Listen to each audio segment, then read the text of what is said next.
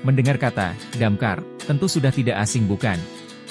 Petugas pemadam kebakaran atau damkar adalah individu yang telah dilatih dan dipekerjakan untuk melindungi nyawa serta harta benda dari bahaya kebakaran.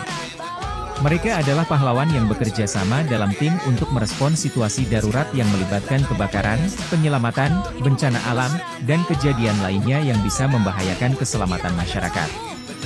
Petugas damkar bekerja dalam tim yang terlatih karena harus bekerja di bawah tekanan ekstrim. Dalam bekerja, petugas damkar dilengkapi dengan peralatan pelindung diri agar aman saat beroperasi di dekat api, seperti helm, baju tahan panas api, peralatan pernapasan mandiri, sarung tangan tahan panas, sepatu tahan panas.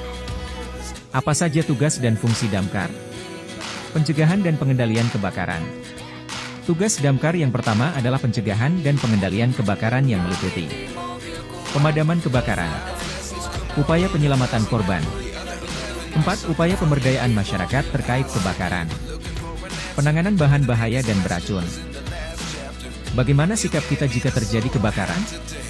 1. Tetap tenang saat menghadapi kebakaran. Sikap panik akan memperburuk keadaan karena kita akan cenderung bertindak gegabah. 2. Segera beritahukan orang lain yang berada di dekat dengan api, bunyikan tanda alarm atau berteriak. Pastikan semua orang yang berada di dalam rumah mendengar.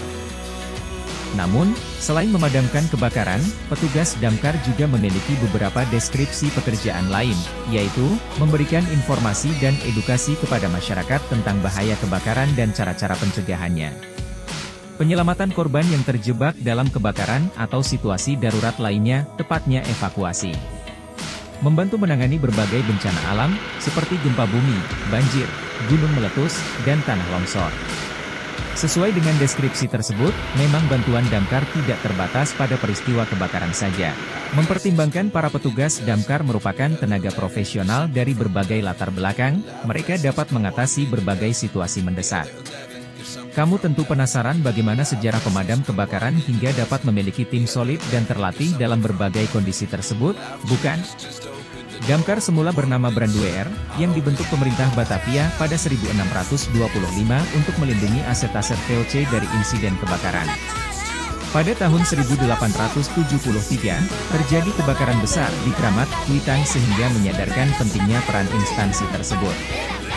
Hingga kemerdekaan Indonesia terjadi, Brandweer tidak dibubarkan, melainkan beberapa kali berganti nama, hingga terakhir kini dikenal sebagai damkar. Kebakaran adalah bencana yang bisa menghancurkan segalanya hanya dalam hitungan menit. Di tengah-tengah kekacauan dan ketakutan, ada sekelompok pahlawan yang gagah dan berani, yaitu petugas pemadam kebakaran, damkar. Mereka adalah sosok yang bertugas untuk melindungi nyawa dan harta benda dari amukan api. Bagaimana sikap kita jika terjadi kebakaran? 1. Tetap tenang saat menghadapi kebakaran, sikap panik akan memperburuk keadaan karena kita akan cenderung bertindak gegabah. 2. Segera beritahukan orang lain yang berada di dekat dengan api, bunyikan tanda alarm atau berteriak. Pastikan semua orang yang berada di dalam rumah mendengar. Petugas pemadam kebakaran memegang tempat khusus kepercayaan publik. Kode etik untuk petugas pemadam kebakaran mengungkapkan tanggung jawab mendasar untuk menempatkan keselamatan publik di atas penghargaan pribadi. Setiap hari itu petugas pemadam kebakaran pergi bekerja, ia dapat dipanggil untuk menempatkan hidupnya pada baris untuk menyelamatkan hidup orang lain.